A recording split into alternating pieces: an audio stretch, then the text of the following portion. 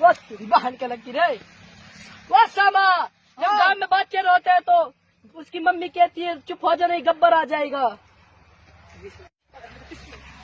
गब्बर तन गांव में कहा उठा रखी, गांव में जाती भारत कर थोपड़ी मेड़ देंगे।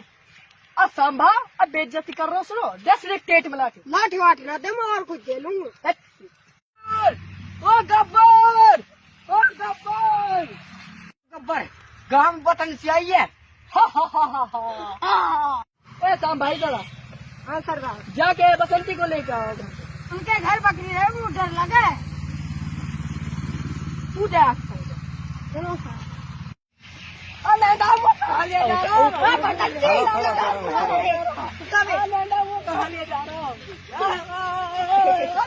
मत कर। कहाँ ले जा रहा हो? चंदा लिए।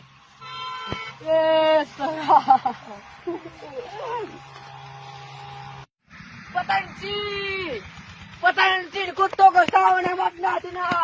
पतंजी क्या पतंग कुत्तों के सामने मत नाचना। अब पतंजी